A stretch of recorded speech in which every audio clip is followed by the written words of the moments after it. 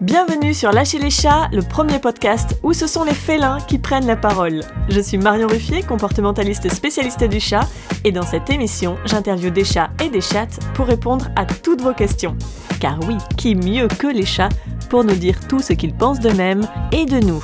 Ouais, je vous préviens, on risque de se lâcher. Je suis très heureuse de vous retrouver dans ce premier épisode de Lâcher les chats, mon tout premier podcast. Donc j'espère vraiment que c'est un média à travers lequel vous allez apprendre plein de choses en passant un bon moment. Et vous allez faire connaissance avec plein de parties de moi, avec ce que je suis, mon parcours, tout ça. Et puis tous ceux qui sont dans ma tête, et j'aime bien imaginer qu'ils sont à côté de moi. Et sachez que pour créer ces épisodes, je lance des appels aux questions sur mon Instagram Absolument Chat. Donc restez à l'affût parce que justement dans ce podcast, j'ai envie de pouvoir répondre à toutes vos questions, à tout ce qui vous tracasse, à tout ce qui vous intrigue sur les chats, leur vie ensemble, nos relations ensemble, chat-humain. Voilà. Pour ce premier épisode, j'avais envie qu'on parle un petit peu du début. Vous savez, on dit qui est le premier, de l'œuf ou de la poule. Voilà, et bien là, on va commencer par qui est le premier. De l'œuf ou du chat.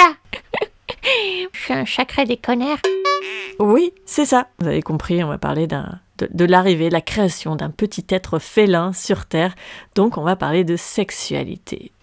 Alors, je vais pas avoir spécialement d'invité spécifique, mais je vais laisser la parole un petit peu à qui a envie de se joindre à nous pour mettre un petit peu son grain de sel et apporter quelques lumières sur le sujet.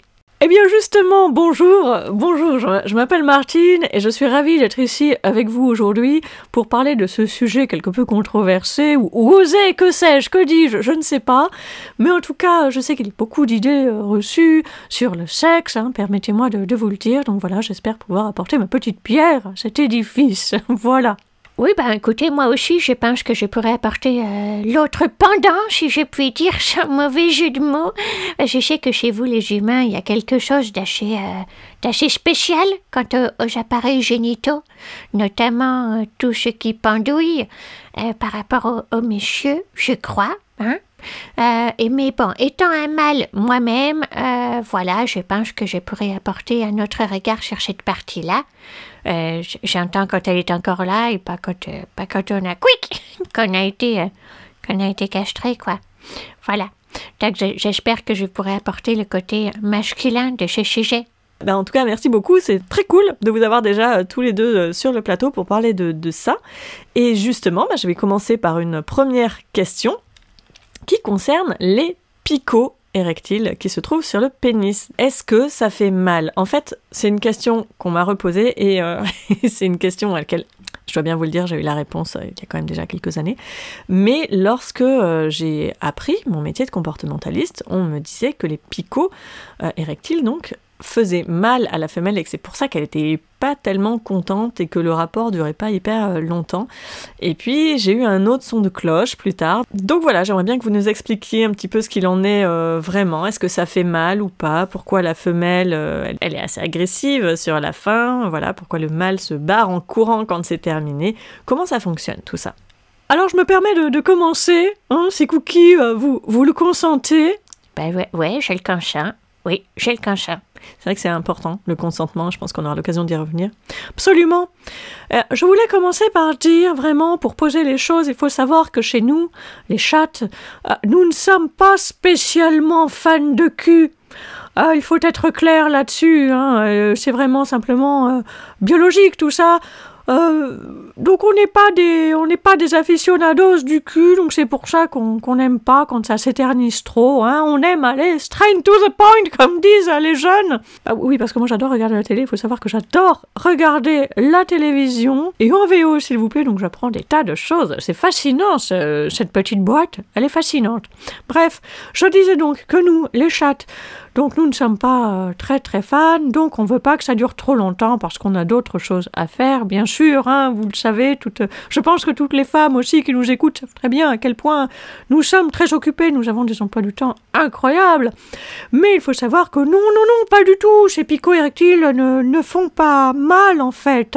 En fait, il faut savoir que ces picots vont venir titiller la vulve pour stimuler l'ovulation. Vous voyez? On n'ovule pas comme ça, nous, on perd pas de temps pour rien, de toute façon, que ce soit dit. Donc, en fait, ces picots, lors du rapport sexuel, vont venir titiller notre vulve, et paf, ça va déclencher la montée de LH, cette hormone lutéinisante, un truc comme ça. Je crois que c'est ça, lutéinisante. Ouais, c'est ça, la LH. Oui, voilà, enfin bref, en tout cas, ça nous déclenche ce pic. Et ça, c'est très très fort, vous savez. Ce n'est pas agréable, parce que c'est un petit peu comme si on vous fait une petite caresse qui dure, en fait, et qui, au bout d'un moment, devient presque irritante. Je trouve que là, c'est très rapide, vous voyez, c'est très rapide, parce qu'on n'a pas de temps à perdre. Donc voilà, une fois que c'est terminé, paf, on les dégage bien vite fait. Voilà, je ne sais pas ce qu'en pense Monsieur Cookie, mais voilà, en tout cas, en ce qui me concerne, je tenais à dire que non, ça n'est pas en eux-mêmes ces picots qui sont douloureux. Alors déjà, je trouve ça assez fandard que Martine m'appelle monsieur, parce qu'il y a quoi, je sais pas, on va dire, il y a à peine 10 mois, en fricoté, ensemble, donc je connais intimement. Oui, mais vous savez, ça va, ça vient, donc j'ai parfois la mémoire courte. Oui, ben c'est vrai qu'a priori, on ne marque pas tellement les esprits. Mais ce que je voulais vous dire, c'est que, non, chez Pico Érectile, ça ne pique pas, c'est pas un rogier, vous savez. J'ai pas un rogier. Ça, je peux le dire parce que je me suis déjà promenée dans des rogiers, et les rogiers avec leurs épines et tout, ça pique, c'est un fait. Voilà. Mais et nous, notre sgeg, il ne pique pas. C'est plutôt comme des sortes de petites piques un peu molles, vous voyez. En fait, c'est de la kératine, me semble-t-il, qu'on appelle des spicules. Donc en fait, non, ça fait pas mal du tout. Hein. C'est vrai qu'il y a beaucoup d'idées là-dessus, mais bon, sinon, on serait en sang, quoi. Donc ce serait pas possible. Ben ouais, c'est ça. C'est de la kératine. Bon, en tout cas, c'est rugueux, mais c'est pas piquant, quoi. Ouais, et en fait, ça va juste donc venir titiller l'intérieur de notre moule pour déclencher ce truc, pour avoir les chiens. Enfin, nos adorables petits bambins chatons, quoi. Alors par contre, moi je vais le dire, oui, en tant que mâle, et pour discuter parfois avec d'autres mâles, parce que c'est pas toujours facile de pouvoir échanger sur ce sujet avec d'autres mâles, mais quand même c'est arrivé à plusieurs reprises. Mais nous, souvent, on regrette que les femelles ne soient pas plus d'humeur à rester plus longtemps, parce qu'on est obligé de faire ça très très vite, vous voyez, mais ça pourrait être comme un jeu, tout ça. Donc on le regrette un peu, mais bon, en même temps, on sait qu'on peut s'en taper plusieurs à la suite. Alors vous savez ce qu'on dit, on fait contre mauvaise fortune bon cœur, et voilà, ça se passe plutôt bien dans l'ensemble, et l'important, c'est qu'on s'entende en fait, quoi. Ouais, c'est exactement ça le spirit. Ce qui compte, c'est de respecter ce que chacun souhaite, tout simplement. Alors, parmi les autres questions ou idées reçues, dites-moi un petit peu, est-ce que c'est vrai donc qu'une femelle peut être saillie par plusieurs mâles et donc peut donner naissance et porter en elle, durant sa gestation, plusieurs chatons issus de pères différents et qui auraient été conçus à des moments différents. Est-ce que vous pouvez nous en dire un petit peu plus? Oui, absolument. Disons que, bien, on sait que ce n'est pas un moment spécialement agréable, ce moment de la fornication. Donc nous, on essaye de centraliser un petit peu tout ça dans un laps de temps défini, parce que, encore une fois, on a autre chose à foutre. Donc effectivement, on essaye de se faire choper par plusieurs mâles. Comme ça, on a plus de chances de tomber enceinte, voyez? Ouais, en fait, on essaye de maximiser nos chances de tomber en cloque, quoi. Qu'on n'ait pas à se farcir ces animaux en rut, ces porcs. On est obligé pour la progéniture, mais plus que nécessaire. Franchement, moi je dis stop, non. Absolument, j'adore cette nouvelle génération, j'adore. Donc effectivement, parfois, ça marche plusieurs fois de suite. Absolument, parce que, en fait, vous avez écouté le côté féminin, mais de notre côté masculin. Donc, bien que l'on déplore un petit peu que, c'est difficile de tisser des liens au niveau de la relation sexuelle. À côté, oui, on regarde par la fenêtre, on regarde la télé, on se lèche la tête, tout ça, bon, ça, oui. Mais par rapport aux relations sexuelles, non, on ne peut pas tisser de liens. Mais on peut s'en taper plusieurs Alors on fait avec, c'est pas si mal. Pour nous, vous savez, l'important c'est de partager nos gènes le plus possible.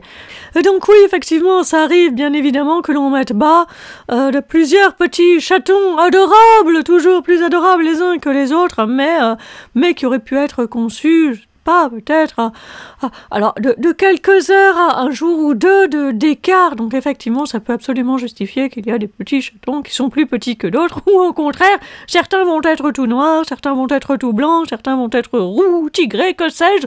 Bien oui, effectivement, ça n'est pas la même semence, quoi. Donc parfois, ça joue également aussi, je me permets de le dire, et peut-être d'anticiper une question, ça peut éventuellement aussi jouer sur le caractère des petits. Absolument. Mais c'est un risque que l'on prend, vous savez, puisque de toute manière, nous, et peut-être que nous aurons l'occasion d'y revenir plus tard, mais vous savez, nous, bon, on les a pour 2 mois, 3 mois max, après, hop, on s'en débarrasse. C'est pas comme chez vous, vous en avez pour 18 ans, mon Dieu, je ne sais pas comment vous faites. Jamais, non. Allons, 18 ans, moi, je n'aurai pas la patience, clairement pas. Merci beaucoup Martine, et effectivement, vous avez anticipé pas mal d'autres questions qui venaient, et j'en ai une autre là, qui est: est-ce que vous avez des critères de beauté? Autrement dit, est-ce qu'il y a des critères de préférence au moment de la reproduction, genre toi c'est ok, mais toi j'aime pas ta gueule, enfin voilà, est-ce qu'il y a un truc quoi? Mais bien sûr, non, parce que comme on vous le disait, on a d'autres choses à faire, et pas plus tard encore que ce midi, je supervisais les travaux de la pergola avec mon amie Martine. Bon, mais écoutez, on n'est pas regardante sur qui vient pour faire la chose, parce que, ben voilà, on a d'autres chats à fouetter, si vous me permettez l'expression. Donc non, en fait, moi personnellement, je n'ai pas de préférence. J'ai un petit peu tout essayé, je n'ai pas de préférence. Ouais, parce qu'en fait, pour nous, ce qui compte, c'est pas une histoire de couleur, c'est pas une histoire de race ou quoi. On cherche pas non plus à savoir qui c'est qui a la plus grosse, tu vois. Nous, on fait pas de discrimination, on n'est pas comme ces humains qui mettent tout le monde dans des cases, tu vois. Nous, on s'en cogne! Ah, voilà, bah, c'est ce que je disais, on marque pas beaucoup les esprits, quoi. Voilà. Du moment que la semence fait son job, nous, on n'en demande pas plus. Alors, moi, si je puis me permettre, bonjour, je m'appelle Georgina. Je suis une reine reproductrice au sein d'un élevage de ragdoll. Et je peux vous dire que parfois le building, il n'y est pas du tout. Il faut attendre plusieurs jours, ou alors parfois ce n'est pas du tout le bon mâle qui se présente. Des fois, je n'ai pas du tout envie de me faire trancher par un mâle en particulier, donc ce n'est pas toujours aussi simple que ça. Il y a quand même un feeling qui rentre en compte, quoi.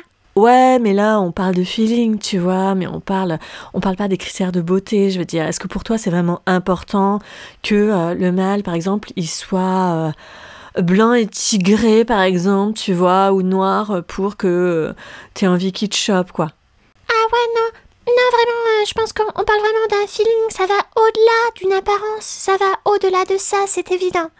Ouais, c'est vrai qu'on est un petit peu plus spirituel. Et puis en plus, franchement, je pense que ces putains de mâles, ça les arrange bien qu'on soit pas regardante sur le physique, parce qu'il y en a qui se laissent aller, hein, et ils se croient vraiment tout permis avec nous.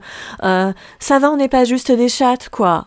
Je me permets quand même d'intervenir parce que je sens qu'il y a pas mal d'hostilité. Je peux comprendre parce que moi aussi j'adore regarder la télé comme Martine. Effectivement, je suis l'actualité de Pat Ferme parce que ça bouge beaucoup le monde en ce moment. Mais je veux dire que moi par exemple j'ai 14 ans. Je suis castré depuis l'âge de 5 mois au moins. Alors, vous voyez, les réflexions comme ça, c'est vrai que ça fait mal, parce que moi, je n'ai jamais manqué de respect à aucune femelle qui soit. Donc, quand même, je trouve que c'est un petit peu... ça fait mal, quoi. On a des sentiments et c'est compliqué.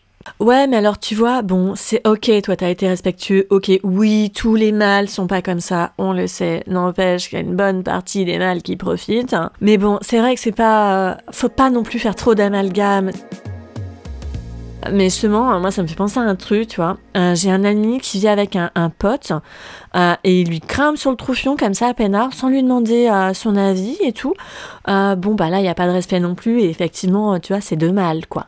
Ah, eh bien, justement, je voulais vous poser des questions sur ce sujet, parce qu'effectivement, moi, par exemple, mon chat Poupou, qui est parti aujourd'hui, adorait, une fois par jour, y monter Chifou. Et je pensais que Chifou en avait ras-le-bol, en fait, parce qu'à chaque fois, ça le saoulait, clairement, jusqu'au jour où j'ai percuté que Chifou, par exemple, il était couché sur moi, sur le canapé et tout, on faisait un gros câlin, et puis à une certaine heure, c'était entre 18h, 18h30, il se relevait, il allait par terre, il faisait une sorte de brrr, et Poupou, qui était perché, descendait avec encore un brrr, et là, il descendait, et c'est comme si Chifou l'attendait. Donc Poupou le montait, alors bien sûr, sur des chats qui sont castrés, il n'y a pas de pénétration, il y a plus de sperme, tout ça, quoi. Il le monte, il lui mord le cou, il y a de légers coups de rein, mais il se passe rien. Mais ce qui était rigolo, c'était que Chifou, à chaque fois, il était très énervé, n'empêche que tous les soirs, c'est lui qui y allait, comme un rituel en fait. Donc Poupou le monte et puis après ça partait en bagarre, après ils partaient dans leur free fight, mais ça faisait partie de leur moment.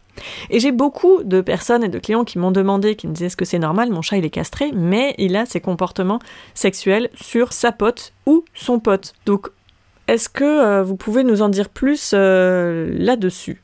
Absolument, absolument. Mais en fait, non. Parce qu'en fait, tout ça, ça reste encore assez flou, vous savez. On ne sait pas forcément... J'ai ouï dire des trucs... Alors, j'adore regarder Internet aussi, alors je lis un petit peu tout et n'importe quoi sur Internet. C'est incroyable tout ce qu'on peut lire sur Internet. Des fois, il y a tout et puis son contraire, mais bref. Il y a pu avoir des choses qui disaient genre, oui, c'est une confusion de comment on montre l'affection, tout ça. Et effectivement, moi, c'est aussi ce qu'on m'avait appris. Et puis, j'ai appris autre chose plus tard. Vous allez peut-être me confirmer ça ou pas, je ne sais pas. En fait, ce sont des simulations, vous savez. Quand on joue, on fait de la bagarre, on fait de la chasse, mais en fait, on se bagarre pas vraiment, on chasse pas vraiment, et du coup, on nique pas vraiment non plus, mais on fait des simulations. Quand on est petit, vous savez, on apprend, et je sais que chez vous, les humains, parce que je côtoie des fois des gamins humains, et ils jouent des fois avec des espèces de poupées, et qu'ils font faire des bijoux, tout ça, comme j'ai vu mes humains le faire. Donc je suppose que chez les enfants humains, c'est la même chose. Il y a cette espèce d'attrait sur le sexe et qui font des simulations avec des poupées, des chats. Et c'est ce que j'ai lu dans un autre livre sur l'éthologie qui expliquait voilà, que les chatons vont aussi jouer. Et d'ailleurs, pas que les chatons, hein, ça parlait de plein de races d'animaux différents. Les simulations sont toujours très présentes, même chez les serpents. Je trouvais ça hyper intéressant de lire ça. Bah, j'avais pas réfléchi à ça, en fait. Ouais, c'est vrai que ça rentre en ligne de mire de compte. On peut jouer à faire du sexe sans vraiment faire du sexe. C'est vrai que ça arrive. Bon, alors moi, je suis une reine reproductrice, vous voyez, donc ça se pose pas de la même manière pour moi. Mais je côtoie des chats qui sont stérilisés et des chatons aussi comme ça, et c'est vrai qu'on les voit faire et je peux pas garantir, enfin moi de mon point de vue il n'y a pas spécialement d'homosexualité, pas homosexualité, parce qu'on est juste des êtres vivants, c'est de chair et de sang et de sentiments, et voilà quoi, je pense que ça s'arrête là. En fait on ne sait pas tout, je pense que vous voyez, on ne sait pas tout. Patou. Ça me fait penser à Patou, qui m'expliquait justement que lui, il aimait bien faire ça aussi. Parce que Patou, c'est un pote à moi, mais qui est quick, vous voyez, il est castré. Et lui, il aimait bien Ken, son pote aussi. C'était un mâle avec un mâle, hein. Vous savez, je pense que ça dépend du pote qu'on a sous la main, un mâle, une femelle. Je pense effectivement, comme disait Gaillac, chez nous, c'est des histoires de feelings, c'est des histoires de jeux, mais... On ne réfléchit pas en termes d'hétérosexualité ou d'homosexualité ou de LGBTQI+, HNAW. Non, nous on est des chats, on est des petits êtres et on fait ce qu'on a à faire. Et d'une certaine manière, je me demande si les humains ne devraient pas prendre plus exemple sur nous, d'arrêter de faire des cases comme ça. Nous sommes qui nous sommes, nous faisons ce qu'on a à faire comme on a à le faire, et puis point barre. Pourquoi on a besoin de vouloir régir la vie de tout le monde comme ça? C'est incroyable, vous ne trouvez pas? C'est vrai, je suis assez d'accord. Et ce serait tellement plus simple si on n'en avait rien à faire de ces cases. Je trouve ça merveilleux, moi. Chez les chats, c'est beaucoup plus simple. Nous sommes bien plus évolués, ma petite Marion. C'est connu. On peut rester là-dessus, si vous voulez. Eh bien effectivement, on va rester là-dessus parce que je voudrais pas vous faire un épisode d'1 heure, mais comme il y a eu beaucoup de questions quand même sur ce sujet qu'est la sexualité au sens large, eh bien on va voir la suite dans l'épisode 2. On va parler encore de gestation, des besoins, de la misbah. Est-ce que c'est vrai ou faux que les mâles, j'allais dire les hommes, aident ou pas aux soins pour les petits, ou est-ce que le mâle n'est qu'un objet sexuel? On ne sait pas. Il y a aussi eu des questions sur le chaton orphelin par rapport au biberon. Est-ce que une femelle doit avoir une portée pour être épanouie? On va parler donc un petit peu de stérilisation. Enfin, voilà. Je ne vous garantis pas qu'il y aura toujours un thème par émission, parce que je pense que ça peut être sympa aussi de se laisser porter par différents sujets. Donc peut-être que parfois on aura des questions complètement différentes par épisode. Je ne sais pas encore, je veux me lâcher, je veux qu'on se lâche tous, et vous y compris dans vos questions. En attendant, je vous remercie du fond du cœur, toutes et tous, pour votre écoute. N'hésitez pas à partager cet épisode s'il vous a plu et à le commenter si vous avez aimé, bien sûr. Et oui, je vais pas vous mentir, hein, si vous avez aimé l'épisode et que vous le commentez, ça ne peut que m'aider pour poursuivre mon podcast. En tout cas, je vous retrouve avec très grand plaisir dans le prochain épisode. Et d'ici là, lâchez-vous!